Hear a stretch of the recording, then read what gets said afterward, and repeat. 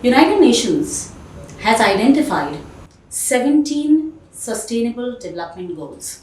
So let's talk about 17 SDGs, which are critical to change for any transformation to happen.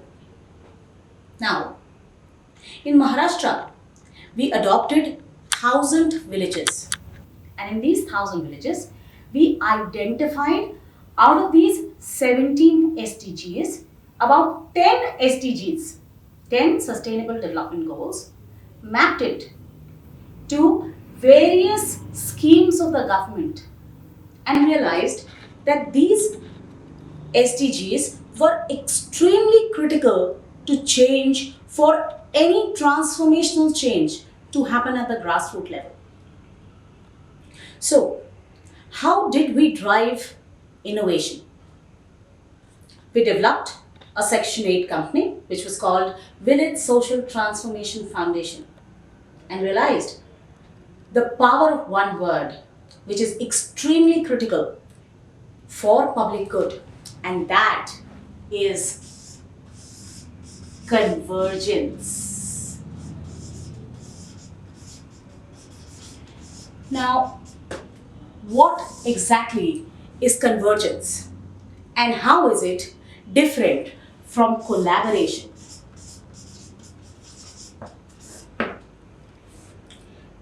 When me and you and various other people come together, we collaborate. We collaborate with our technical skills, with our knowledge, with our education, and whatever we can that we can bring on the table. We collaborate, come together, solutionize for a difficult problem, and then work on that problem. This is collaboration. But what exactly is convergence and why is that critical for public good? Because me and you have different skill sets.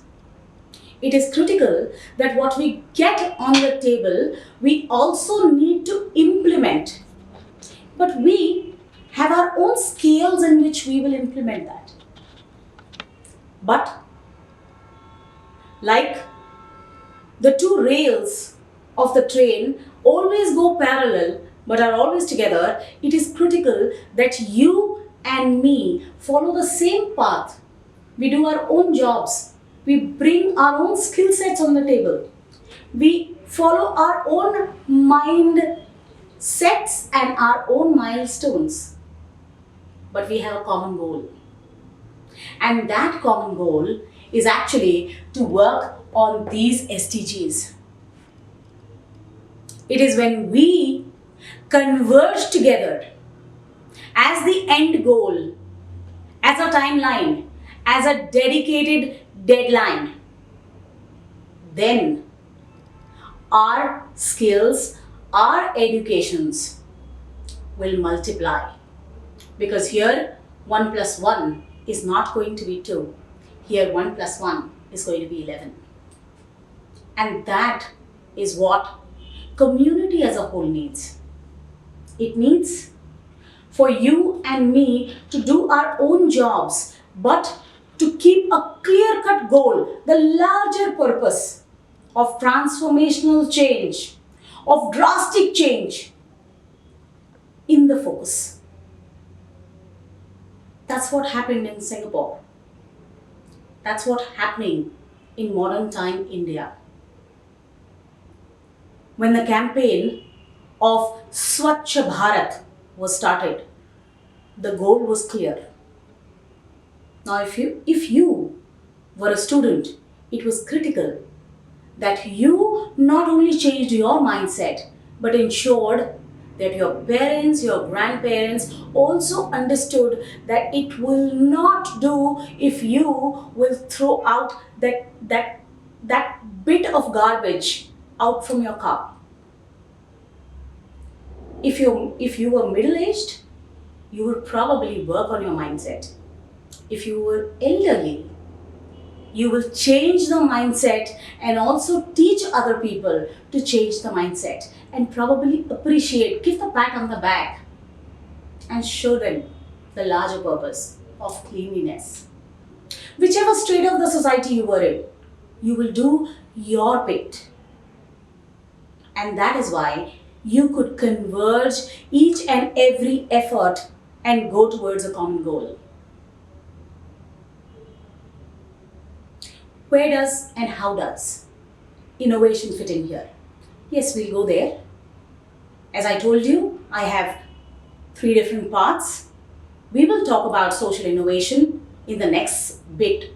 But before that, let me talk about a lot of people who work in the space of public good probably work just to give back to the society.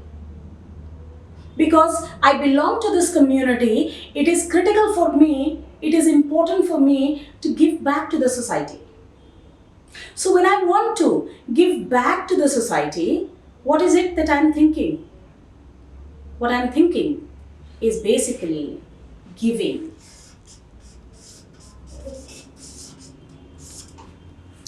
What I'm thinking is charity. And that is why comes the not for profits. The NGOs, as we call it. So if you want to do public good, if you want to do something for the community, if you want to do something for social good, you basically would go and join a not-for-profit organization, a so-called NGO, and give back to the society. And what would you take back? Probably what you will take back is social value. So what you get in return is social value. Now let's compare it to our daily lives. What do we need in our daily lives? We need money to run our lives. What does innovation need? It needs money, it needs research, it needs skills, it needs knowledge, it needs education, and then all of this needs money. And hence, on the other side, right at the opposite end, is economic value.